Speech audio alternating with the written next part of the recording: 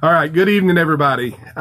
This is our update on opening the church back up. I know some of you have been anxious about that. I've had several inquiries. And so before we get to the date, let's talk a little bit about kind of where our heart is and where our mind is at on that. First of all, I know all the church leadership staff, we miss church. We miss being able to get together with everybody. We miss having the opportunity to visit with you and see you and all of those things. And so we've taken that all into account as we looked at the governor's orders on reopening the state.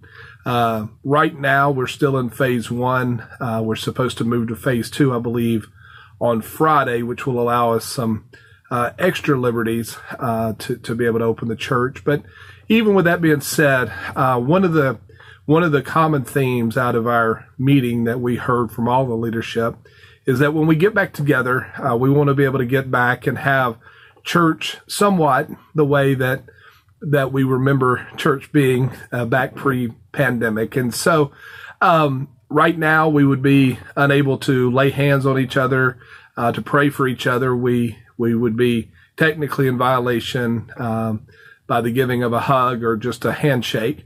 And then the requirements of our building, we're not a particularly large congregation, but neither is our building. And so to meet the requirements that were laid out, even once we move to a 50% occupancy and the 6 feet distancing, it's more the 6 feet distancing that is going to cause us issues than the occupancy levels. And so at this time, we just don't feel like it's a workable solution for us. And we don't want to leave anybody. We don't want to leave anybody out, and we certainly don't want to put anybody in danger by asking them or them feeling like they need to be at church. And so, and then we weighed also, would we be able to have Sunday school? Which the answer to that right now is no. We wouldn't be able to have Sunday school, and the requirements around each family being able to come in separately, leave separately. We're going to have to clean the building. We think we've got a solution in place for that, but we have to clean the building thoroughly, disinfect it after every service. And so there's some requirements we've got to get figured out around that. We've got some training we need to do with our staff. And then we've got to also figure out just simple things as far as cleaning of microphones and all surfaces and those things. So it's just a variety of things. And so the more we looked at it and the more we thought about it, we wanted to make sure that we can meet all those requirements and be able to not have to turn anybody away. That's the last thing in the world that we want to start doing, is either having you register for service ahead of time or you getting to the door and us telling you, I'm sorry, there's nobody else allowed in. And we just didn't want to get there yet. So for this coming week and the following 3 weeks, so 4 total weeks from now, our plan is to continue to have our virtual service online.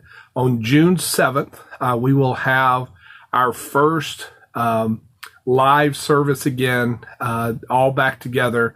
Our hope is then we will be well into phase 3. We'll make sure that there's not any regression on where we're at as far as what we can and can't do, which was the other thing that we also took into consideration when we were looking at all this. We didn't want to start, and have a service or two and then have to back up and cancel again and go back home. So we thought it was prudent, and out of an abundance of caution, we're going to just simply move to June the 7th as our target reopening date. We're excited about that. So if you can just bear with us, 4 more services. Something very exciting this week coming up is Mother's Day. We'll certainly have a special message for Mother's Day.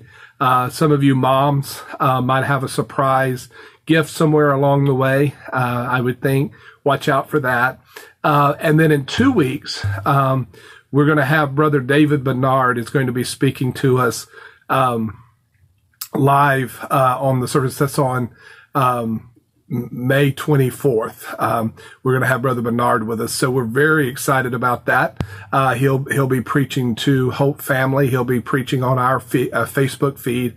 So, please, you definitely want to make sure, that you're involved in that. For all of you that have taken the time to be in our Zoom ladies meetings with the coffee and the Marco Polo videos and the giving of gifts, and those that were involved in the parade, the text, the encouragement.